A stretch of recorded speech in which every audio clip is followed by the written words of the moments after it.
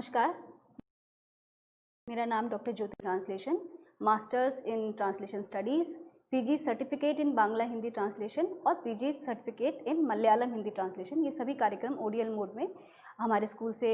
Offer किए जाते हैं और उन सभी का एक ज़रूरी हिस्से के रूप में अनुवादिता की जो समस्या है, जो अक्सर अनुवादकों को झेलनी होती है या झेलते हैं, उस पर आज हम चर्चा करेंगे। तो सबसे पहले हम जानने की कोशिश करेंगे कि अनुवादिता क्या है। जब भी कोई अनुवादक या अनुवादिका किसी पाठ का अनुवाद करने के लिए उस पाठ का चयन करते हैं और उस पाठ के अनुवाद के दौरान उन्हें अनुवाद संबंधी जो समस्याएं आती हैं या जब वो पाठ का अनुवाद कर रहे होते हैं, तब जो अनुवाद करते समय उनके रास्ते में जो अड़चनें आती हैं, जो जहाँ वे अपने आप को कई बार अनकम्फर्टेबल महसूस करते हैं या अनुवाद नहीं कर पाते हैं, इस तरह की समस्याओं को हम अनुवाद्यता की समस्या यानी प्रॉब्लम ऑफ अनट्रांसलेटेबिलिटी कहते हैं। ये अनट्रांसलेटेबिलिटी किन किन स्तरों पर होती है, सबसे पहले हम इसका जिक्र करें और उसके बाद फिर हम इसमें विस्तार से अध्ययन करेंगे और इस पर बात करेंगे। जेसी कैटफर्ड जो एक महत्वपूर्ण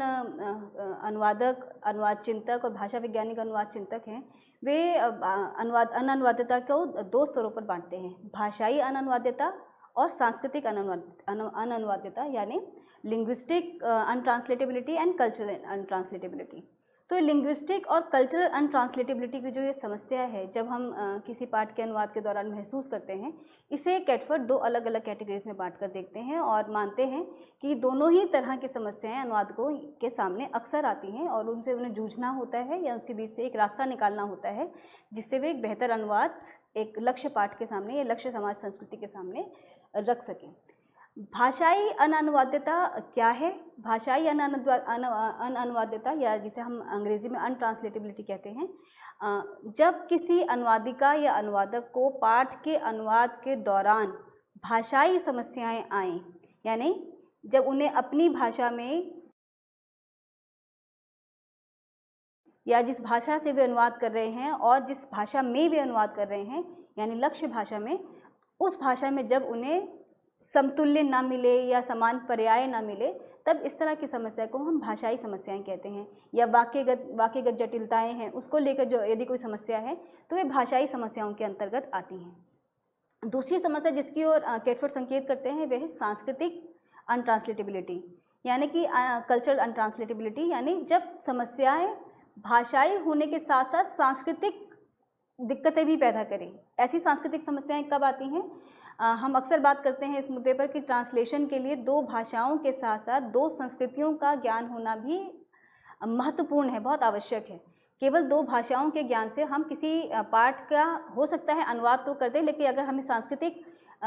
रुचि नहीं है दोनों भाषाओं में या सांस्कृतिक ज्ञान हमारा अधूरा है, तो शायद एक बेहतर अनुवाद नहीं हो पाएगा। तो एक बेहतर अनुवाद के लिए दो भाषाओं के साथ दो संस्कृतियों का ज्ञान भी होना ज़रूरी है। इन्हीं दोनों समस्याओं की ओर कैटफर्ड अपने अनुवाद चिंतन में संकेत करते हैं और वो सांस्कृतिक अनुवादिता की जब बात करते हैं तो वे समस्याएं जो सांस्कृतिक स्तर पर हमारे सामने आती हैं, या सांस्कृतिक समस्याएं या कल्चरल अनट्रांसलेटेबिलिटी या प्रॉब्लम्स ऑफ कल्चरल ट्रांसलेशन, ये क्या है? ये समस्याएं तब आती हैं, कल्चरल ट्रांसलेशन की समस्या तब आती है जब मूल भाषा के पाठ में प्रयुक्त सांस्कृतिक प्रयोग, सांस्कृतिक शब्दावली या सांस्कृतिक जो उनके अनुभव हैं, सेम या उससे मिलते जुलते अनुभव जब हमें लक्ष्य भाषा या लक्ष्य पाठ संस्कृति में नहीं मिलते, तब अनुवादिका या अनुवादक के सामने इस तरह की समस्याएं आती हैं कि वे मूल भाषा में मिलने वाले शब्दों या अवधारणाओं या प्रयोगों को किस प्रकार लक्ष्य भाषा संस्कृति या लक्ष्य पाठ संस्कृति में अनुवाद करें। तो ये जो समस्या है, ये अक्सर भाषाई समस्या से ज़्यादा बड़ी हो जाती है, क्योंकि यहाँ हमारी सहायता करने के लिए केवल शब्दकोश से काम नहीं चलता। हमें ऐसे समस्याओं के निवारण के लिए सबसे पहले उन कल्चरल कॉन्टेक्स्ट को, उन कल्चरल प्रॉब्लम्स, इश्यूज़ को भी समझना बहुत इम्पॉर्टेंट होता है कि पहले ये समझा जाए कि जिस सांस्कृतिक शब्द का, चाहे वे रिश्ते नाते के शब्द हों, चाहे वे आचार व्यवहार के शब्द हों, चाहे उनके जीवन शैली के शब्द हों या विभिन्न अनुभवों के शब्द या उनके सांस्कृतिक, सामाजिक या धार्मिक प्रयुक्तियाँ हों, उनका मतलब क्या है, उनका मतलब जानने के लिए हमें इंसाइक्लोपीडिया, जिसे हम विश्वकोश कहते हैं हिंदी में, थिसॉरस या इस तरह का व्यापक अर्थ है जिसका पूरी अवधारणा जिससे हमें समझ में आए, हमें उन कोशों की सहायता लेनी पड़ती है और हम उस अर्थ की प्राप्ति तक पहुंच पाते हैं। अर्थ मिल जाने के बावजूद, अर्थ समझ जाने के बावजूद भी क्योंकि लक्ष्य पाठ संस्कृति में उसका कोई समतुल्य उपलब्ध नहीं है, जैसा कि नायडा कहते हैं कि हमें डायनेमिक इक्विवेलेंस की तलाश करनी चाहिए। यदि वह समतुल्य हमें नहीं मिलता है तब अनुवादिका या अनुवादक के सामने ये अक्सर समस्या आती है कि किस तरीके से ऐसे पाठ का अनुवाद किया जाए। तो इसके अलग अलग टूल्स, अलग अलग तरीके विभिन्न समयों पर अनुवादकों ने इस्तेमाल किए हैं। लेकिन सबसे पहले हम ये जानेंगे कि जो भाषा होती है, क्या वह केवल भाषा होती है या उसकी जो बुनावट है या उसकी जो पूरी निर्मिति है, उस निर्मिति में उस पर्टिकुलर समाज या संस्कृति या उस परिवेश की कोई भूमिका होती है। मोना बेकर का Routledge encyclopedia of translation studies में जो भाषा की परिभाषा दी गई है, पहले मैं उन 2 पंक्तियों को पढ़ूंगी और फिर उस पर हम डिटेल से बात करेंगे कि लैंग्वेज का मतलब क्या है और किस तरीके से भाषा की निर्मिति होती है, भाषा की विभिन्न स्तरें होती हैं, विभिन्न स्तर होते हैं। Language is typically seen as comprising 2 layers, a surface and a deep structure. Ideas and meanings are generated at the deeper layer and can be represented by a variety of surface linguistic structures. यानी जो इस encyclopedia में भाषा के संदर्भ में कहा गया है वो ये है कि भाषा के 2 स्तर होते हैं, एक उसका डीप स्ट्रक्चर और एक होता है उसका सरफेस स्ट्रक्चर, यानी एक उसकी बाहरी सतह और एक उसकी आंतरिक सतह। तो जो भाषा है या जिस चीज़ को हम शब्दों के माध्यम से अभिव्यक्त करते हैं, वे शब्द या वे बुनावटें या वे अर्थ छवियाँ या वे सांस्कृतिक परिवेश हमारी भाषा की निचली सतह पर होता है और उसी को अभिव्यक्त करने का काम उसकी ऊपरी सतह यानी कि उसका जो बाहरी स्ट्रक्चर जिसे हम लिंग्विस्टिक स्ट्रक्चर कहते हैं वो उसे एक्सप्रेस करता है। तो कोई भी भाषा अपने समाज, संस्कृति और परिवेश में गहरे उसकी जड़ों में गहरे समाई होती है या उसकी पूरी बनावट में उसकी सांस्कृतिक और सामाजिक परिवेश की बहुत बड़ी भूमिका होती है। तो इस तरीके से हमने जाना कि जब कोई पाठ सांस्कृतिक समस्याओं से लेस होता है या इस तरह की सांस्कृतिक समस्याएं आती हैं, उसका कारण क्या है? तो उसका कारण हमने समझा ये कि कोई भी भाषा आइसोलेटेड या कहा जाए कि वैक्यूम में नहीं बनती है। वो उसके निर्मिति की जो पूरी प्रक्रिया है वो उसके समाज, संस्कृति, उसकी परंपराओं, उनकी आस्थाओं, धर्म, इतिहास, जो एक लंबी परंपरा जिससे कि जो उस भाषा के विकास की प्रक्रिया के तहत उसके साथ जुड़ते चले जाते हैं, उन सब की अपनी भूमिका होती है और उसी के माध्यम से हमारी भाषा की निर्मिति होती है। आप अपनी अपनी भाषा के संदर्भ में से समझ सकते हैं कि हमारी भाषाओं में जो मुहावरे, जो लोकोक्तियाँ, जो प्रयुक्तियाँ, जो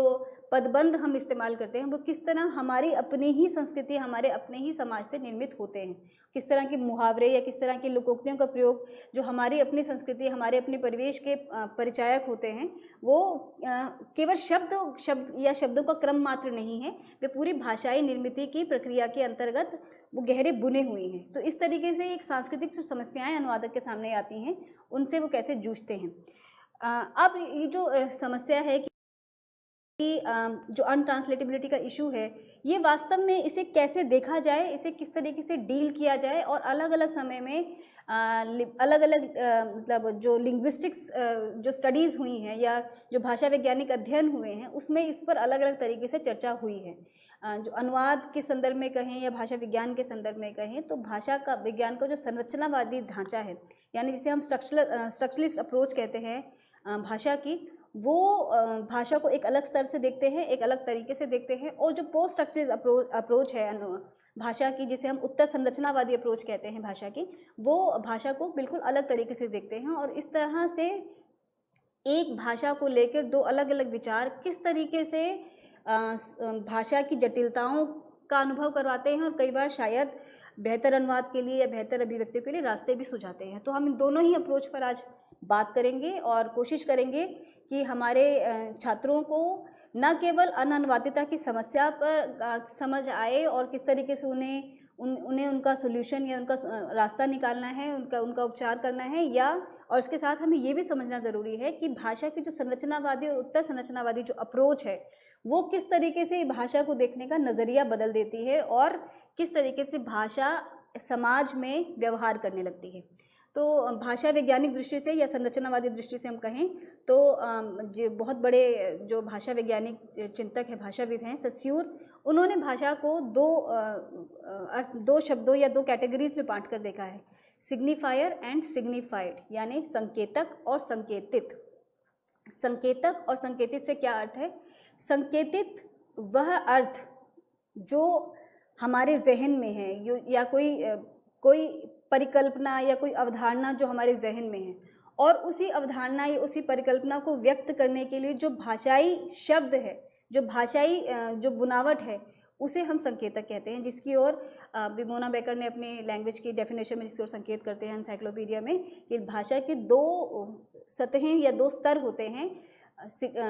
deep structure and surface structure. तो जो सरफेस स्ट्रक्चर है वो भाषा को एक्सप्रेस करने का काम करता है, और डीप स्ट्रक्चर जो है वो भाषा की निर्मित का काम करता है। तो संकेतक और संकेतित के संदर्भ में भी हम इसे देख सकते हैं कि संकेतक का अर्थ या सिग्निफायर का अर्थ है वह प्रतीक जिसके माध्यम से हमें कोई चीज़, किसी चीज़ का नाम पता चलता है। जैसे अगर मैं उदाहरण दूं तो अगर हम कमरा कहते हैं तो कमरा कहते ही हमारे दिमाग में एक चार दीवारी और छत वाला एक ऐसा कॉन्सेप्ट या एक ऐसा विजुअल क्रिएट होता है जिसके माध्यम से हम समझ जाते हैं एक संकेतक के माध्यम से कि संकेतित क्या था। या अगर हम मेज कहते हैं या हम कुर्सी कहते हैं या हम कोई भी ऐसी वस्तु, टेबल कहते हैं या कंप्यूटर कहते हैं, तो वो कहते ही, वो संकेतक का प्रयोग करते ही हम संकेतित तक पहुंच जाते हैं, यानी उसके सिग्निफाइड मीनिंग तक हम पहुंच जाते हैं कि इस पर्टिकुलर शब्द के माध्यम से क्या कहा जा रहा है। तो ये जो संकेतक और संकेतित की जो बाइनरी है, जिसकी ओर भाषा वैज्ञानिक संरचनावादी भाषा विज्ञान संकेत करता है, वो अपने आप में एकदम इस तरीके से स्पष्ट है कि हर संकेतित के लिए, यानी हर सिग्निफाइड के लिए या हर अवधारणा के लिए एक शब्द है जिसे आप उसे एक्सप्रेस कर सकते हैं। या फिर इसको उल्टा करके देखा जाए कि हर संकेतक के लिए एक संकेतित, यानी हर सिग्निफायर के लिए एक सिग्निफाइड है। जैसे ही हमने कोई शब्द बोला तो उसकी जो एक इमेज है हमारी आंखों के सामने या हमारे दृष्टि के सामने, उसकी एक इमेज खड़ी हो जाती है और हम उस संकेतक के माध्यम से पहचानने लगते हैं कि वह वस्तु क्या है। अरस्तु ने अपने इमिटेशन के सिद्धांत में या अनुकरण का जो उनका सिद्धांत था, उसमें भी उन्होंने इसी तरीके से बात समझाने की कोशिश की थी साहित्य के संदर्भ में, कि जब कोई अवधारणा हमारे जहन में आती है, सबसे पहले कोई रचना या कोई निर्मित हमारे जहन में उपस्थित होती है, और फिर जब उसको हम एक्चुअली उतार देते हैं, चाहे वो कागज़ पर उतारते हैं या किसी कला के अन्य माध्यम से जब उसको हम आकार दे देते हैं, तब वह रचना अपने आप में पूर्ण होती है। और कई बार ऐसा भी होता है कि जो इमेज या जो छवि हमारे दिमाग में या हमारे मन मस्तिष्क में जो क्रिएट हुई थी, कई बार उससे अधूरी या कई बार उससे ज़्यादा छवि हमारी पेपर पर या कहा जाए कि कला के माध्यम से या संगीत के माध्यम से उभर कर आती है। तो वो संकेतक और संकेतित में भी कहीं एक गैप की बात करते हैं कि कई बार जो सोचा जाता है ठीक वैसा ही उभर कर नहीं आता, जबकि भाषा वैज्ञानिक चिंतकों का मानना है कि संकेतक और संकेतित, यानी एक संकेतक का एक संकेतित या एक संकेतित का एक संकेतक, यानी जब कोई शब्द हमारे सामने स्पष्ट होता है तो वो स्पष्ट होते ही उसकी छवि भी निर्मित हो जाती है, और उसकी छवि निर्मित हो जाते ही हमें उसका ऑपोजिट यानी कि उसका विलोम क्या है ये भी हमें पता चल जाता है। जैसे अगर हमने कहा कि पुरुष, तो हमें उसका ऑपोजिट मालूम है कि उसका ऑपोजिट स्त्री। हमने कहा अच्छा तो उसका ऑपोजिट हमें मालूम है बुरा। हमने कहा छोटा तो उसका ऑपोजिट हुआ बड़ा। तो इस तरीके से जो भाषा वैज्ञानिक जो ढांचा है जिसे हम संरचनावादी भाषा विज्ञान कहते हैं, वह भाषा की नियत परिभाषा में बिलीव करता है और ये स्थापित करता है कि किस तरीके से एक संकेतक के लिए एक संकेतित होता है, और उसी के साथ एक शब्द के साथ एक अवधारणा के साथ ही उसकी जो विलोम अवधारणा है वो भी हमारे मस्तिष्क में स्पष्ट हो जाती है। तो इससे जो एक अच्छी बात ये होती है कि हमारे सामने भाषा का जो पूरा दृष्टिकोण है वो एकदम स्पष्ट हो जाता है, और हमारे सामने एक पिक्चर क्लियर हो जाती है कि हमें ये शब्द है और उसका ये अर्थ है और इस तरीके से हमें उसका अनुवाद करना है या इसका समतुल्य ढूंढना है, इस पर विस्तार से चर्चा करनी है। पर ये जो भाषा विज्ञान का जो एक ढांचा है और जिसके माध्यम से मैंने कहा कि एक संकेतक और एक संकेतित के माध्यम से संरचनावादी अवधारणा किस तरीके से काम करती है, इसकी अपनी एक सीमा ये है कि ये सिर्फ लिखित भाषा, जिसे हम रिटन लैंग्वेज कहते हैं, रिटन लैंग्वेज तक ही अपना इस पूरी चिंतन का विस्तार है। यानी जो लिखित में उपलब्ध है वही साहित्य है, उसी की अवधारणा खींचती है। इसी स्थिति में ये होता है कि जब आप के सामने अपना संकेतक क्लियर होता है तो आप उसके संकेतित अर्थ तक भी, या संकेतित अर्थ आपके पास क्लियर होता है तो आप उसके संकेतक यानी उसके सिग्निफायर की भी पहचान कर लेते हैं। जो हमारे शब्दकोशों का निर्माण होता है उसका आधार भी यही होता है। तो इस तरीके से ये हुआ भाषा का संरचनावादी ढांचा और किस तरीके से वहाँ भाषा काम करती है। लेकिन जब हम खास तौर पर अनुवाद की बात करते हैं और जो अनअनुवादिता की जो समस्या अनुवादकों को अक्सर परेशान करती है, उसे अगर हम एक क्रम में समझें तो साहित्य और संस्कृति, खासतौर पर सांस्कृतिक अध्ययन का विकास और साहित्य में या साहित्य चिंतन में या इतिहास में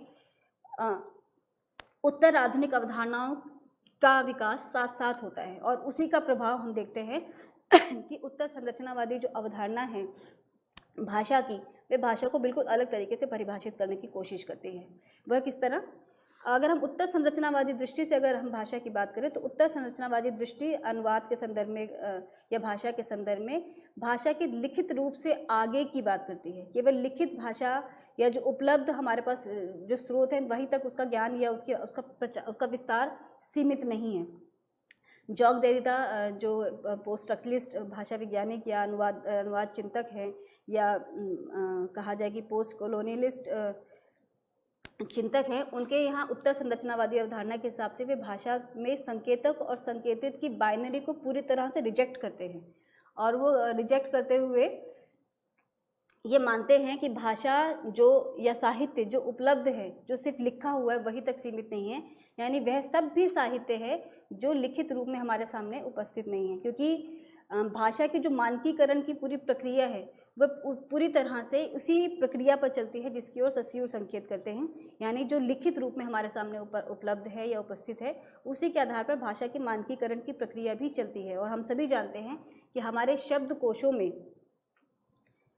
जो शब्द भंडार है वे वही शब्द है या उन्हीं शब्दों का संचयन हो पाता है जिसको हम या विभिन्न कोशकारों ने अपने अपने समय में अपने अपने अध्ययन के आधार पर या अपने जो पूरी मंडल के आधार पर जो शब्दों का चयन वे कर पाया, जिन शब्दों तक वे पहुंच पाए, उन शब्दों को वहाँ शामिल किया। लेकिन जो सभ्यता का विस्तार होता है, और ख़ासतौर पर अगर मैं भारत के संदर्भ में कहूँ तो भारत में जब सांस्कृतिक अध्ययन की शुरुआत होती है और उसके साथ ही अस्मितावादी चिंतन की जब शुरुआत होती है तो अस्मितावादी चिंतन की शुरुआत होते ही साहित्य में बहुत सारी नई विधाओं की भी शुरुआत होती है। वे नई विधाएं कौन कौन सी हैं? जैसे जेंडर का अनुवाद, जैसे दलित साहित्य का अनुवाद, जैसे आदिवासी साहित्य का अनुवाद, जैसे अल्पसंख्यक साहित्य का अनुवाद, या इस तरीके से वे समुदाय जो अभी तक कहा जाए कि मूल स्वर जिनका नहीं था। तो इस तरीके से जब विभिन्न दृष्टिकोणों से साहित्य का भंडार विस्तृत होता चलता है तब ऐसे में अनानुवादिता की समस्या और जटिल हो जाती है, क्योंकि हमारे सामने जो शब्दों का कॉर्पस है, हमारे सामने भाषा का जो खजाना है, वो अपने आप में उन अवधारणाओं को जो धीरे धीरे नए तरीके से जुड़ रही हैं, जो नए नए शब्द, नए नए अनुभव, नए नए अनुभूतियों के साथ आ रही हैं हमारे सामने, उनके शब्दों का अर्थ या उनके शब्दों के पर्याय हमारे सामने उपस्थित नहीं है। यूजीन नायडा ने अपनी पुस्तक towards the science of translating में अनुवाद की समस्या पर विचार करते हुए बहुत ही एक कहा जाए कि एक ऐसा मार्ग तलाश करने की कोशिश की जिसके माध्यम से अनुवाद कार्य न केवल अनुवाद को महत्व मिला बल्कि अनुवाद की जो एक रीच थी वो भी बड़ी हुई और अनुवाद थोड़ा सा कह सकते हैं कि ज़्यादा बेहतर तरीके से किया जाने लगा। उन्होंने अनुवाद में formal equivalence and dynamic equivalence की बात की है, जिसमें डायनेमिक इक्विवेलेंस साहित्य के संदर्भ में वे कहते हैं कि डायनेमिक इक्विवेलेंस में यानी जो हम निकटतम समतुल्य लाकर किसी पाठ का अनुवाद करें। यानी यदि हमारे सामने कोई अंग्रेज़ी पाठ है और उसका हम हिंदी में अनुवाद करना चाहते हैं, या हमारे सामने हिंदी पाठ है और उसका हम किसी विदेशी भाषा में अनुवाद करना चाहते हैं, तो हमारे जो अपने शब्द हैं, जो हमारी अपनी अनुभूतियों या हमारे जीवन अनुभवों से या हमारे रोज़मर्रा की ज़िंदगी, हमारी परंपराओं, आस्थाओं, संस्कृतियों या वेशभूषा, रहन सहन या जो हमारा परिवेश है, उससे उभरे हुए जो शब्द है, उन शब्दों का निकटतम समतुल्य लक्ष्य भाषा में खोज निकालकर उसका अनुवाद करना। तो निकटतम समतुल्य मतलब कि यदि निकटतम समतुल्य का अर्थ होता है डायनेमिक इक्विवेलेंट, यानी जब आपको जिस भाषा में आपको अनुवाद करना है, यानी लक्ष्य भाषा में जब आपको अनुवाद करना है और आपको उसका समान शब्द या पर्याय नहीं मिलता है, तो ऐसी स्थिति में नायडा निकटतम समतुल्य की बात करते हैं और कहते हैं कि उस भाषा में इस संदर्भ से रिलेटेड या इसके नज़दीक मैक्सिमम जितना क्लोजेस्ट इक्विवेलेंट मिलता है अगर, तो उसके माध्यम से उसका अनुवाद किया जा सकता है। और हमने बहुत सारे अनुवादों में या इस तरीके से हम जानते हैं कि रोटी का अनुवाद ब्रेड के रूप में, या दाल का अनुवाद सूप के रूप में, या इस तरीके से बहुत सारे शब्द जो पूरी तरह से हमारे समाज या हमारी संस्कृति के शब्द थे, उनका निकटतम समतुल्य अंग्रेजी में ढूंढते हुए उनके अनुवाद हुए हैं। और हमने अपनी अनुवाद की प्रक्रिया में, जब बचपन में हम भी पढ़ते थे तो हम भी अनुवाद करते समय रोटी का अनुवाद ब्रेड किया करते थे। तो इस तरीके से जो निकटतम समतुल्य की जो अवधारणा का जिक्र नायडा करते हैं और वो अनुवादिता की समस्या को अपने तरीके से डील करने की कोशिश करते हैं। ये कहा जा सकता है कि इससे अनट्रांसलेटेबिलिटी की समस्या कुछ स्तर पर कम ज़रूर होती है, क्योंकि हम जब समान पर्याय न मिलने पर उसमें जो निकटतम या क्लोजेस्ट जो इक्विवेलेंट होता है उसकी तलाश करते हैं और उसे हम तलाश कर अनुवाद के क्रम को रोकते नहीं हैं। पर देरिदा, जो मैंने जिनका भी जिक्र किया कि उत्तर संरचनावादी चिंतक, अपनी दृष्टि से उसे बिल्कुल अलग तरीके से देखते हैं और उनका मानना है कि जब हम किसी पाठ का अनुवाद कर रहे होते हैं तो पाठ के अनुवाद के दौरान उसका जो संकेतित और संकेतक की जो बाइनरी है उसके वो विरोधी हैं। उनका मानना है कि जब हम किसी एक संकेतक के माध्यम से एक ही संकेतित तक पहुंचते हैं, तब हम उसी तरह ऑटोमेटिकली, ये कहा जाए या एक स्वभावतः, हम उन सभी अवधारणाओं को खारिज करते चलते हैं जो उसके अलावा हमारे समाज में उपस्थित है। जैसे अगर हम कहें तो वॉर हमने कहा या हमने स्ट्रगल कहा तो हमारे सामने सिर्फ युद्ध है या लड़ाई है या इस तरह का संघर्ष है, इसी तरह के शब्द हमारे जहन में आते हैं। लेकिन जब हम स्ट्रगल की बात करें तो हमारे दिमाग में जो आदिवासी समुदाय द्वारा जो शब्द का प्रयोग किया जाता है, जैसे उलगुलान है, तो वो शब्द हमारे जहन में नहीं आता क्योंकि हमारे शब्दकोशों में ऐसे शब्द नहीं हैं। या इसी तरीके से अगर हम पीड़ा की बात करते हैं, हम दर्द की बात करते हैं, तो हमारे दर्द की जो परिभाषा हमें शब्दकोशों के माध्यम से समझाई गई है, हम वहीं तक पहुंच पाते हैं। उसके अलावा जो विभिन्न अस्मितावादी साहित्यों के माध्यम से जो वहाँ उन शब्दों की जो व्याप्ति है, जिस संदर्भ में उन शब्दों का प्रयोग वहाँ होता है, हम उस स्तर तक नहीं पहुँच पाते हैं। तो देरिदा का मानना है कि जब हम किसी एक सिग्निफायर की बात करके उसके एक सिग्निफाइड मीनिंग तक जब हम पहुँचते हैं या एक नियत अर्थ तक पहुँचते हैं, तो वह नियत अर्थ या एक सिग्निफाइड कार्यालयी साहित्य या ऑफिशियलीज या जिसे हम ज्ञानात्मक साहित्य कहते हैं, ऐसे साहित्य के अनुवाद के लिए तो संभव है। लेकिन जब हम सृजनात्मक साहित्य की बात करते हैं तो एक संकेतित कहना अपने आप में एक तरह की हिंसात्मक प्रक्रिया है, जिसके तहत वे सारे शब्द, वे सारी अनुभूतियाँ, वे सारी प्रयुक्तियाँ जो खास तौर पर हम जिसे अस्मितावादी साहित्य, जिसे हम एक तरह से मार्जिनलाइज लिटरेचर कहते हैं, मार्जिनलाइज समुदाय की आवाज़ कहते हैं, हाशिए के समाज की आवाज़ कहते हैं, वो उसमें रिफ्लेक्ट नहीं हो पाती और उनके लिए हमें इक्विवेलेंट नहीं मिल पाते और ऐसे में अनुवादिता की समस्या और जटिल हो जाती है। और यदि हम यहाँ नायडा की थ्योरी डायनामिक इक्विवेलेंट्स को अप्लाई करते हैं तो अनुवाद तो संभव है कि हम कर दें और हम ऐसी प्रयुक्तियों का अनुवाद अपने शब्दकोशों में लिखे गए मीनिंग्स के आधार पर या उपलब्ध अर्थों के आधार पर करके उसे होमोजेनाइज, यानी उसका एक रूपी या समरूपीकरण तो कर देते हैं, लेकिन हम उस पाठ के साथ न्याय नहीं कर पाते। तो जो अनुवादिता की समस्या है, जैसा मैंने कहा, उनका निकटतम समतुल्य निकाल कर उसका पूरा अनुवाद कर सकते हैं और दूसरे अनुवादक या अनुवादिका उसी पाठ का अनुवाद करते समय बहुत सारी जटिलताओं का अनुभव करते हैं। तो ये जटिलताएं केवल ये कह सकते हैं कि हमारे ज्ञान की कमी के आधार पर ही नहीं है, हमारी वैचारिकता के स्तर पर भी है कि हम वैचारिक दृष्टि से एक किसी पाठ का अनुवाद करते समय कैसे उसको डील करते हैं। जैसे मैं आपको कुछ उदाहरण दूं अगर, तो जो हमारा आदिवासी साहित्य या हमारा जो दलित साहित्य है या जो स्त्रीवादी साहित्य है, वह सारा का सारा साहित्य अपने खास क्षेत्रों से, जिसे हम अभी मेन स्ट्रीम नहीं कह सकते हैं, जो खास क्षेत्रों या खास जगहों से या खास अनुभवों से निकला हुआ साहित्य है और उन साहित्यों के जो अनुभव है, जो उनकी दुनिया है, वो बिल्कुल अलग तरीके से और उसी का अनुवाद भी बिल्कुल अलग तरीके से किया जाता है। जैसे आपको मैं कुछ उदाहरण दूं तो तमिल रचनाकार बामा का जो उपन्यास है संगति, कृष्णा सोबती की जो रचनाएं हैं, जिंदगी नामा हो या मित्रों मरजानी हो, या उनके जो उनकी बिल्कुल भाषा, उनकी संस्कृति में जो गहन बुनावट वाला जो साहित्य है उसका अनुवाद, या राकेश कुमार सिंह का पठार पर कोहरा हो, निर्मला पुतुल का नगाड़े की तरह बजते हैं शब्द हो, या रेणु का मैला आंचल हो, श्री प्रकाश शुक्ल का राग दरबारी हो, ये इस तरह के उपन्यास, इस तरह के साहित्य, या काशी का अस्सी हो, काशीनाथ सिंह का उपन्यास, या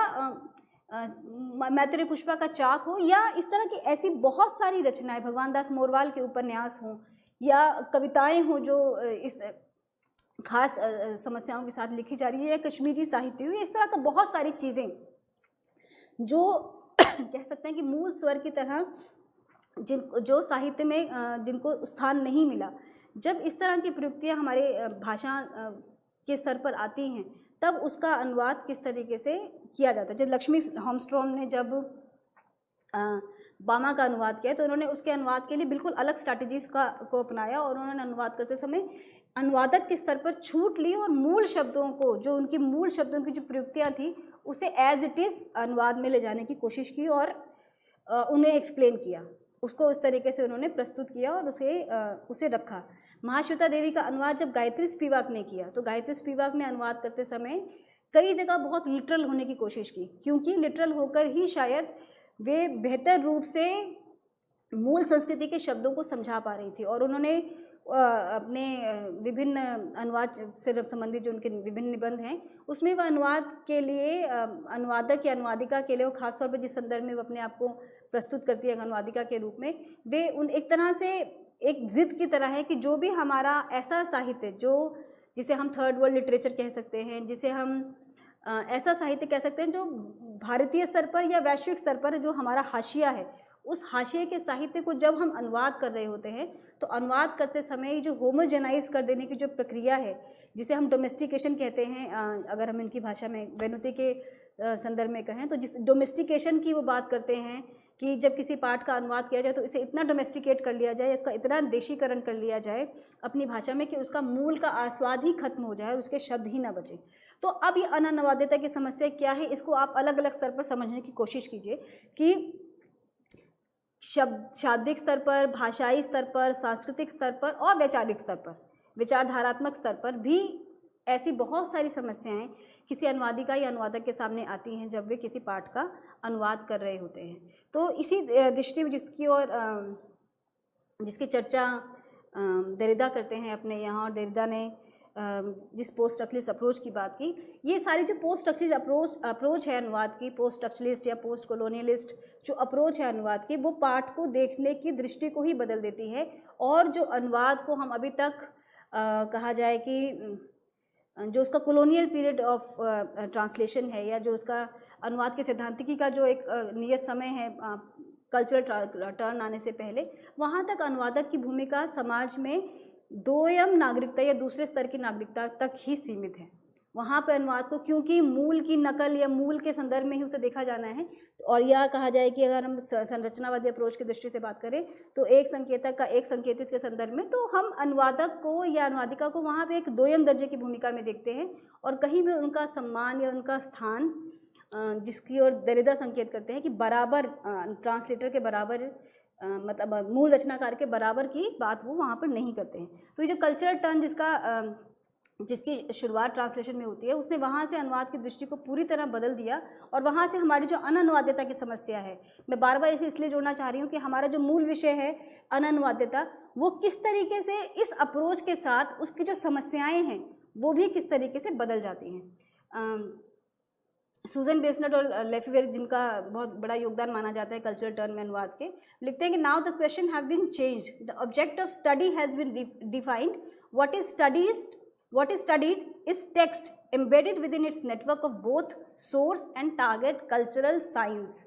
पियर्स ने जिस प्रतीक व्यवस्था की बात की अपनी अनुवाद व्यवस्था में, कि किस तरीके से एक प्रतीक के स्थान पर दूसरे प्रतीक को रख देना अनुवाद है, उसी संदर्भ में जब हम सस्यूर को पढ़ते हैं तो सस्यूर भी एक संकेतक के स्थान पर दूसरा संकेतक रख देने को अनुवाद प्रक्रिया के स्तर पर उसकी बात करते हैं। और जो हमारा अनुवाद का जो भाषा वैज्ञानिक जो संरचना है अनुवाद की, वो उसमें उसे इसी स्तर पर देखती है, और इसलिए मूल के अधिक करीब या मूल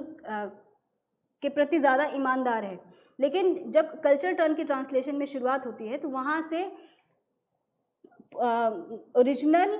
और मतलब ओरिजिनल अगर इसे हम कोट एंड कोट कहें तो मूल और लक्ष्य दोनों पाठों की सांस्कृतिक प्रतीकों की व्यवस्था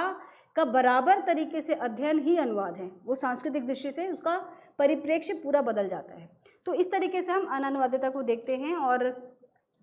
किस तरीके से उसके जो आयाम हैं अनुवाद की प्रक्रिया के दौरान बदल जाते हैं, किस तरह वो दृष्टिकोण पूरा बदलता है और ये समस्याएं किन किन स्तरों पर आती हैं। अब हम अगर हम ब्यौरेवार उस पर बात करें तो हम देखते हैं कि अननुवादिता के विभिन्न स्तर हैं। जो पहले स्तर पर कहें तो विषय वस्तु के स्तर पर यानी कंटेंट के लेवल पर जब जो अनट्रांसलेटेबिलिटी की प्रॉब्लम आती है वो कैसी है और किस तरीके से हमारे ट्रांसलेटर उसे डील करते हैं अलग अलग तरीके से। तो जो विषय वस्तु की जब अगर हम बात करते हैं तो हमारे पास विषय वस्तु क्रिएटिव एंड नॉन क्रिएटिव यानी कि हम सृजनात्मक और गैर सृजनात्मक साहित्य दोनों तरह के विषय अनुवादकों के सामने होते हैं जब वे अनुवाद कर रहे होते हैं। तो अब उन्हें ये तय करना होता है कि उस अनुवाद की रणनीति पाठ के अनुसार कैसे बदलेगी, ये अनुवादक की समझ पर निर्भर करता है। जिस तरह अगर हम कहें कि गैर सृजनात्मक साहित्य का जो अनुवाद किया जाता है और इसको अगर हम नायडा की थ्योरी फॉर्मल इक्विवेलेंस से देखें तो वहाँ पर उस फॉर्मल इक्विवेलेंस यानी कि जो तय मीनिंग जिसे हम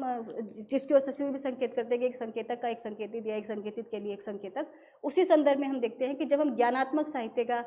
खासतौर पे विधि साहित्य का, कार्यालयी साहित्य का या बैंकिंग लिटरेचर का जब हम अनुवाद कर रहे होते हैं तो हम अनुवाद करते समय अनुवादक या अनुवादिका को वहाँ पर बहुत छूट की संभावना नहीं होती। वहाँ जो तय मीनिंग जो तय शब्द उनको दिए जाते हैं उन्हीं तय शब्दों के आधार पर अनुवाद किया जाता है। इस तरह के अनुवाद में जो समस्याएं अक्सर आती हैं कि कई बार जैसा हमने कहा कि जो प्रतीक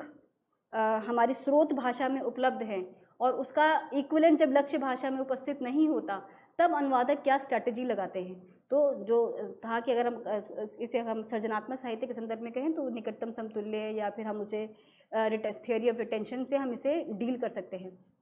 लेकिन जब हम गैर सृजनात्मक साहित्य की बात कर रहे हैं तो वहाँ पर ऐसे समस्याएं अक्सर आती हैं क्योंकि सांस्कृतिक, सामाजिक और साहित्यिक तो एक अलग स्तर हुआ, लेकिन जब हम वैज्ञानिक या तकनीकी स्तर पर विकास की बात करते हैं तो बहुत सारी ऐसी चीज़ें या बहुत सारे ऐसे कॉन्सेप्ट या बहुत सारी ऐसी अवधारणाएँ ऐसी हैं या व्यवस्थाएँ ऐसी हैं जिसका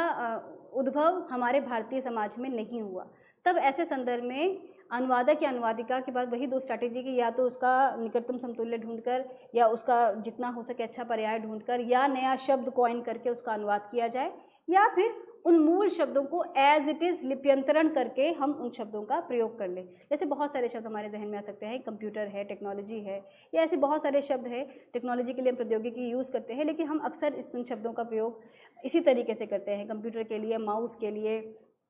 या ऐसे बहुत सारे प्रयुक्तियाँ आपके दिमाग में, मशीनों के विभिन्न जो नाम होते हैं, दवाइयों के नाम, या ऐसे बहुत सारे शब्द जिनका हम एज इट इज़ अनुवाद कर लेते हैं। पर जब हम क्रिएटिव साहित्य के संदर्भ में जब हम बात करते हैं तो विषय वस्तु के स्तर पर अनुवादिका या अनुवादक की जो राजनीति होती है या जो उसकी रणनीति होती है, अनुवाद की जो स्ट्रैटेजी होती है वो किस तरीके से बदलती है। जैसे मैंने अभी कुछ रचनाओं का नाम लिया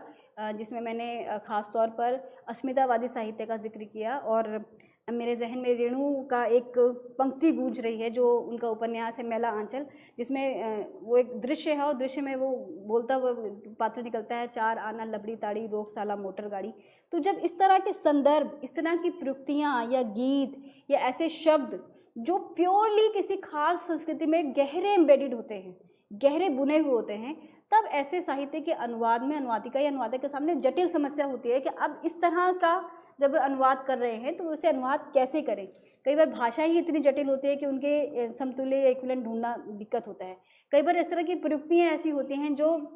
चाहने पर भी जिसका समतुल्य हमें नहीं मिल सकता, क्योंकि जिस पंक्तियों का मैंने भी जिक्र किया वे खास तौर पर पूर्णिया जिले के रहने वाले खास तबके के लोगों द्वारा, उसमें भी किस तरह से बेरोजगारी के हिसाब से वो विभिन्न जो परिस्थितियां जो उसके अंदर बुनी गई हैं उस उपन्यास के अंदर, किस तरीके से उन शब्दों का प्रयोग है और किस तरीके से एक तरह का अभिव्यक्ति है उस पात्र की। तो जब इस तरह की अभिव्यक्तियाँ किसी अनुवादिका या अनुवादक के सामने आती हैं तो अनुवादक या अनुवादिका किस तरीके से उसे डील करते हैं या उसका समाधान ढूंढने की कोशिश करते हैं। ये हुआ विषय वस्तु के स्तर पर। और उसी तरह जैसे मैंने कहा कि मान लीजिए कोई साहित्य है जो खासतौर पर स्त्रीवादी साहित्य, जिसकी ओर जेंडर एंड ट्रांसलेशन में शेरी साइमन विस्तार से बात करते हैं कि अनुवाद में आए कल्चरल टर्न से नए जेंडर एंड ट्रांसलेशन के पर्सपेक्टिव से अनुवाद में बहुत कुछ नया जोड़ा। क्योंकि जब हम इस तरह के अस्मितावादी साहित्य और खासतौर पे जिस तरह शेरी साइमन इसका जिक्र कर रही है जेंडर के कॉन्टेक्स्ट में जब वे बात करती हैं, तो हम किसी पाठ का अनुवाद करते समय ये ध्यान रखना बहुत ज़रूरी है कि आपकी जो निष्ठा है, जो फाइडेलिटी ऑफ ट्रांसलेटर है, वो कहाँ होगी। और हम अक्सर बात करते आए हैं इस पर कि जो इशू ऑफ फाइडेलिटी है, यानी निष्ठा का जो समस्या है या निष्ठा का जो बिंदु है वो अलग अलग समय पर बदलता रहा है। पश्चिम के संदर्भ में देखें तो लंबे समय तक मूल के प्रति आस्था या मूल पाठ के प्रति आस्था को लेकर एक पूरा दृष्टिकोण रहा और बाइबल के ट्रांसलेशन को लेकर इस पर लंबी चर्चा रही। फिर जब औपनिवेशिक युग आया तो ये जो पैरामीटर था या जो एक तरह से उनका तरीका था, मानदंड था अनुवाद का कि मूल के प्रति निष्ठा, वो निष्ठा पूरी तरह से बदलकर डोमिनेंट के प्रति बढ़ जाती है। यानी जो प्रभुत्वशाली शक्ति है, ये प्रभुत्वशाली जो संस्कृति है, जिसका अपना वर्चस्वशाली जो संस्कृति है, उसकी तरफ ये इसका जो वज़न है वो बढ़ जाता है। जब हम जेंडर एंड ट्रांसलेशन के कॉन्टेक्स्ट में बात करते हैं, पाठ के संदर्भ में जब हम बात करते हैं, जहाँ पाठ मूलतः अनुवाद की मूल इकाई के रूप में स्थापित होता है, जिसकी ओर देरिदा भी संकेत करते हैं कि किसी भी पाठ का कोई एक अर्थ, नियत अर्थ नहीं हो सकता। एक ही पाठ जब विभिन्न समाजों में जाता है, विभिन्न संस्कृतियों के लोगों द्वारा या विभिन्न विचारधारा के लोगों द्वारा जब वो पढ़ा जाता है, तब उसी पाठ के मल्टीपल अर्थ भी हो सकते हैं। और इसी की ओर वो संकेत करते हैं कि किस तरीके से जब हम देरिदा के संदर्भ में बात करते हैं तो किस तरह वो कहते हैं कि एंड ऑफ हिस्ट्री या एंड ऑफ ट्रुथ, कोई एक तय अर्थ नहीं है, उसके अर्थ बदलते हैं। जिसे वो सस्यूर की अवधारणा है जो संकेतों को संकेत, उसके संदर्भ में उस पर उसका एक तरह से उसका रिवर्स या उससे उल्टा जो एक अपनी चिंतन को स्थापित करते हैं। तो जेंडर एंड ट्रांसलेशन के कॉन्टेक्स्ट में भी जब हम पाठ के संदर्भ में बात करते हैं तो जो ये निष्ठा का जो प्रश्न है, निष्ठा का जो बिंदु है, वरना मूल के प्रति शेरी साइमन और विभिन्न जो अनुवाद चिंतक हैं जेंडर से संबंधित, चाहे वो बारबरा हार्वुड हों या बारबरा गोदार्ड हों, जो अलग अलग ट्रांसलेटर्स या अलग अलग ट्रांसलेशन के जो थिंकर्स हैं, जो कैनेडियन परंपरा जो कैनेडियन ट्रेडिशन ऑफ ट्रांसलेशन है, उसमें वे मूल के प्रति और लक्ष्य के प्रति, दोनों में से किसी के प्रति भी निष्ठा की बात न करके पाठ के प्रति निष्ठा की बात करते हैं। और जब हम पाठ के प्रति निष्ठा की बात करते हैं तो ये बहुत ज़रूरी है कि हमारे आँख के सामने से या हमारे सोचने की जो हमारा दायरा है उससे सब कुछ बाहर निकल के केवल पाठ के प्रति ईमानदारी हो। और जब हम पाठ के प्रति ईमानदार होते हैं तो हम उन शब्दों के प्रति, उन प्रयुक्तियों के प्रति, उन अनुभवों के प्रति या उन मुहावरों या लोकोक्तियों के प्रति भी उतने ही ईमानदार होते हैं, क्योंकि उन्हें समझे बिना आप किसी पर्टिकुलर समाज या संस्कृति के बुनावट या उसकी जो विभिन्न सतहें हैं उस तक आप नहीं पहुंच पाते। तो इस तरीके से जेंडर एंड ट्रांसलेशन में इसे इस तरीके से देखा जाता है। और हम जब जेंडर एंड ट्रांसलेशन की बात कर रहे हैं तो इसे हम एक तरह से पूरे सबाल्टर्न पर भी अप्लाई करके देख सकते हैं कि जो पूरा एक जो हाशिए के साहित्य, जैसे हम मार्जिनलाइज लिटरेचर या मार्जिनलाइज साहित्य कहते हैं, उस सभी में जो अप्रोच है ट्रांसलेशन की वो किस तरीके से बदल जाती है। दूसरा है सामाजिक सांस्कृतिक स्तर पर। तो मैंने कहा सामाजिक और सांस्कृतिक या विषय वस्तु दोनों ही संदर्भों में जब हम देखते हैं तो सामाजिक और सांस्कृतिक और विषय वस्तु में बहुत अंतर नहीं है। अगर हम खासतौर पर साहित्य के संदर्भ में बात कर रहे हैं तो सामाजिक और सांस्कृतिक जो बुनावट है, और जैसा कि कॉलोनियल पीरियड में जिसे हम भारत का औपनिवेशिक दौर कहते हैं, जिसमें प्रचुर मात्रा में भारतीय साहित्य का विदेशी भाषाओं में अनुवाद हुआ, खासतौर पर अंग्रेज़ी में, और उस अनुवाद में पूरी एक तरह से जिस पर एक पूरा post colonial approach of translation तैयार होती है, जिसमें ये माना गया कि अनुवाद करते समय अनुवादकों ने उसमें इतना मैनिपुलेशन है, इतनी छेड़छाड़ की कि वह पाठ वैसा बना जैसा कि डोमिनेंट कल्चर ने चाहा, यानी कि वर्चस्वशाली संस्कृति ने जैसा चाहा वैसा उसका अनुवाद किया, और जिस पर वर्चस्व था या जिस डोमिनेटेड सोसाइटी या डोमिनेटेड कल्चर का जो पार्ट था उसे उन्होंने उस तरीके से प्रस्तुत किया जैसे वे चाहते थे। तो ये एक तरह से हम अनुवाद की राजनीति के संदर्भ में से समझ सकते हैं कि किस तरीके से उसे रखा गया। सामाजिक सांस्कृतिक स्तर पर जब हम इस तरह की छूट लेते हैं अनुवाद करते समय, और जिसका उद्देश्य एक तरह से मैनिपुलेशन या ख़ासतौर पर पाठ को नए अपने तरीके से अपनी सुविधा के अनुसार से परिवर्तित करना होता है, वहाँ पर अनुवादक या अनुवादिका से बहुत ईमानदारी की उम्मीद की जाती है और कोशिश करनी ये अपेक्षा की जाती है कि अनुवादिका या अनुवादक उस दौरान जो समस्याएं आ रही हैं ट्रांसलेशन की, वो एक जो अनुवाद एक प्योर ट्रांसलेटर के सामने जो अनुवाद की जो समस्याएं हैं, चाहे वे भाषाई स्तर पर हों चाहे सामाजिक सांस्कृतिक स्तर पर हों, उन्हें डील करते वक्त, उनसे हाथ आजमाते वक्त या अनुवाद करते समय वे उन समस्याओं को देखें, यानी जिसकी ओर संकेत करती हैं शेरी साइमन कि पाठ केंद्रित अनुवाद होना चाहिए, ना कि मूल पाठ या लक्ष्य पाठ। यानी जो पाठ हमारे सामने है, जो एक पाठ के रूप में जो इकाई हमारे सामने है, जहाँ से वो अनुवाद के माध्यम से वो विस्तृत समाज तक पहुँचती है और एक नए पाठ या एक नए कंट्रीब्यूशन के रूप में दुनिया के सामने आती है, उसके प्रति ईमानदारी होनी चाहिए। यदि आपकी पाठ के प्रति ईमानदारी है, आप शिल्प के प्रति या उस खास पाठ के प्रति आप ईमानदार अनुवादक या अनुवादिका के रूप में काम करते हैं, तब आप इस तरह की ना छेड़छाड़ करते हैं और ना उसके लिए कोई अलग रास्ता तलाशते हैं। तब आपके सामने जो अलग अलग जो स्ट्रैटेजीज़ है अनुवाद की, वो क्या क्या है। तो जैसा हमने ऊपर भी जिक्र किया कि इस तरह की समस्याओं में जो निकटतम समतुल्य की जो अवधारणा जिसकी ओर नायडा जिक्र करते हैं, अगर हमें लगता है कि इस तरह का अनुवाद या इस तरह की जो अनुभूतियाँ या अभिव्यक्तियाँ या ऐसे शब्द या प्रयुक्तियाँ कुछ ऐसी हैं जिसकी लक्ष्य भाषा संस्कृति में जिनका कोई अवधारणा ही नहीं है, कोई समतुल्य उपलब्ध नहीं है, या समतुल्य उपलब्ध होने के बावजूद वो उस तरीके से कम्युनिकेट नहीं हो पा रहा है या अपनी पूरी बात को नहीं कह पा रहा। पूरी बात पे मेरा एम्फेसिस है, क्योंकि जब हम पूरी बात कहते हैं तो उसका अर्थ ये हुआ कि हर पाठ अपने साथ केवल एक कथा लेकर नहीं चलता, अपनी एक परिवेश को साथ लेकर चलता है। और जब हम किसी पाठ का अनुवाद कर रहे होते हैं तो हम उसके परिवेश का भी अनुवाद कर रहे होते हैं। तेजस्विनी निरंजना कहते हैं, जब हम किसी पाठ का जब ट्रांसलेशन कर रहे होते हैं तो उस ट्रांसलेशन के माध्यम से हम एक नए समाज में इन्वेड कर रहे होते हैं, उसमें घुसपैठ कर रहे होते हैं। तो ये जो घुसपैठ किसी नए समाज में है, या जिसमें हम एक कहा जाए कि जो प्रवेश एक नए समाज में, वो एक सकारात्मक दृष्टि के साथ होना चाहिए और कोशिश होनी चाहिए कि जिस पाठ का आप अनुवाद करें उसे वैसा ही ले जाएं। और अगर उसमें कुछ इस तरह की प्रयुक्तियाँ हैं जो आपकी लक्ष्य संस्कृति में उपलब्ध नहीं है, तो वहाँ पे आप थियोरी ऑफ रिटेंशन यानी कि उस शब्द को एज इट इज़ ले जाकर उन्हें आप नीचे अलग अलग माध्यमों से, फुटनोट के माध्यम से या समरी के माध्यम से एक्सप्लेन करके आप उनका अर्थ समझा सकते हैं। इसका विरोध एक तरह से कहा जाए, अच्छे अनुवाद के लिए इसे बेहतर स्ट्रैटेजी नहीं माना जाता है। जब हम एक अच्छे अनुवाद की जब हम चर्चा करते हैं तो अच्छे अनुवाद में इसे एक बहुत अच्छी उस तरीके से अगर हम कहें कॉलोनियल अप्रोच के हिसाब से, तो इसे एक अच्छी अप्रोच या स्ट्रैटेजी नहीं माना जाता है। उसका कारण ये है कि जब हम किसी पाठ का अनुवाद कर रहे होते हैं, और हम सभी ने अपनी ज़िंदगी में बहुत सारा साहित्य ऐसा पढ़ा होगा जो हमने अपनी मूल भाषा में ना पढ़कर अनुवाद के माध्यम से पढ़ा। और मैं अपना अनुभव अगर आपको बताऊं तो एक लंबे समय तक मेरे पास ऐसी बहुत सारी किताबें थी या बहुत सारा ऐसा लिटरेचर था जिसे मैंने पढ़ा, लेकिन कभी मैं जान नहीं पाई कि मैं उसे ट्रांसलेटेड उसका वर्जन पढ़ रही हूँ। जब अब एक लंबे समय बाद जब उनके ओरिजिनल टाइटल्स या एक आप ट्रांसलेशन स्ट्रैटेजीज़ के पॉइंट से या ट्रांसलेशन की जब दृष्टि से आप उस पर बात करते हैं, तब आप एहसास होता है कि जो साहित्य आपने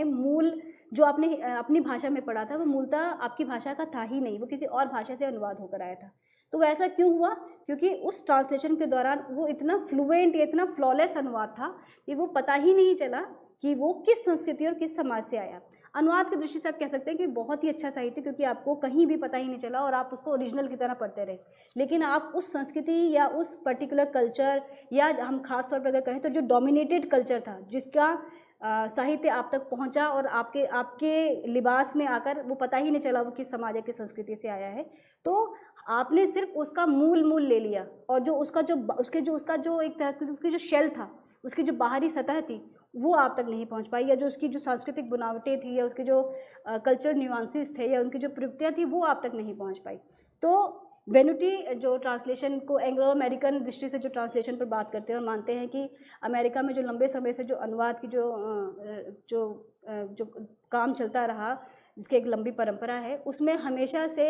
साहित्य का अनुवाद करते समय उसकी डोमेस्टिकेशन की जो उनकी स्ट्रैटेजी थी वो सबसे ज़्यादा, और इसे अप्लाई करने का काम अलग अलग एजेंसीज ने किया। वो किस तरीके से, जो हमारी जो ट्रांसलेशन एजेंसीज होती हैं, रिव्यूअर्स होते हैं, राइटर्स होते हैं, या जो क्रिटिक होते हैं, उन्होंने उसे उसी तरीके से अप्रिशिएट किया कि ये फ्लॉलेस ट्रांसलेशन है, इसका अनुवाद बहुत खूबसूरत हुआ। इस पूरी प्रक्रिया में ये भूल गए कि जिस संस्कृति या समाज से वो साहित्य आया था वो उसमें कहीं गुम हो गई। तो वेनिटी ट्रांसलेटर की विजिबिलिटी की बात करते हैं और कहते हैं कि translator should be visible in the translation. और उसकी सबसे बड़ी प्रॉब्लम क्या होगी कि जब भी ट्रांसलेटर किसी पाठ में विजिबल होगा या होगी, तब आप किसी पाठ को पढ़ते समय आप उसे फ्लॉलेस नहीं पढ़ पाएंगे, क्योंकि बीच बीच में आपको रोकेंगे कि ये पर्टिकुलर जो शब्द है ये उस समाज और संस्कृति से आया है, उस समाज या संस्कृति में इसका ये अर्थ है, और उसके माध्यम से आप एक बार खिड़की आपकी बाहर की तरफ खुलेगी और आप देखेंगे कि नहीं, उस पर्टिकुलर समाज या संस्कृति में वो किस तरीके से इस तरह की प्रयुक्तियाँ होती हैं, या वहाँ का जो रहन सहन या परंपराएँ या इतिहास क्या है। तो ये जो अनुवाद या अनुवादिका, अनुवादक या अनुवादिका पाठ के अनुवाद के दौरान जो बीच बीच में दूसरी संस्कृति, दूसरे समाजों या दूसरे इतिहासों की तरफ एक छोटी खिड़की खोलते हैं और हमें हाथ बढ़ाकर दूसरी संस्कृति को जान लेने के लिए प्रेरित करते हैं, ये अनुवाद की कह सकते हैं कि कई बार फ्लॉ के साथ या कई बार रुकावटों के साथ अनुवाद है, लेकिन हमें एक बेहतर मनुष्य और ज्ञान जब हम प्राप्त करते हैं तो उसका जो दायरा है उसे ज़्यादा बड़ा बनाते हैं, उसे एक बेहतर बड़ा आयाम देते हैं। तो इस तरीके से हम जब इनविजिबिलिटी की बात करते हैं ट्रांसलेटर की, जैसे ही ट्रांसलेटर इनविजिबल हुए उसके ट्रांसलेटर के अधिकार, उसके साथ में संस्कृति भी गायब हो जाती है। इसलिए लॉरेंस वेनेटी अपनी पुस्तक द ट्रांसलेटर्स इनविजिबिलिटी में ट्रांसलेटर की विजिबिलिटी की बात करते हैं। और अगर इसे हम एक क्रम में देखें, चाहे वेनेटी हों, गायत्री स्पिवाक हों, देरिदा हों, तेजस्विनी निरंजना हों, लक्ष्मी होमस्ट्रॉम हों, ये जो विभिन्न अनुवाद चिंतकों ने जो अनुवाद के दौरान या अपनी स्ट्रैटेजीज़ के दौरान या अपने थियरीज़ के दौरान, ट्रांसलेशन की स्टडी के दौरान जो थियरीज़ डेवलप की, वो सारी की सारी थियरीज़ अनअनुवाद्यता की जो हमारी समस्या है, अनट्रांसलेटेबिलिटी की जो प्रॉब्लम है, उसको देखने का नज़रिया ही बदल देती हैं। और कई बार हमारे पास जिसे नियरेस्ट इक्विवेलेंट की बात जिसका जिक्र करते हैं नायडा, वो होने के बावजूद भी हम अपनी आइडियोलॉजी के हिसाब से जब उसका ट्रांसलेशन करने लगते हैं तो हम कोशिश करते हैं कि हम रिटेन करें उन शब्दों को रिटेन करके हम पर्टिकुलर संस्कृति और ख़ासतौर पर इस संदर्भ में डोमिनेटेड संस्कृति को बचाने की और उसकी छवि को बचाने की कोशिश करते हैं। तो इस तरीके से हमने आज इश्यूज़ ऑफ अनट्रांसलेटेबिलिटी की बात की। और ये जो अनट्रांसलेटेबिलिटी के जो इश्यूज़ हैं ये अलग अलग स्तर पर अलग अलग हो सकते हैं, लेकिन आपको अनुवादिका या अनुवादक होने के नाते केवल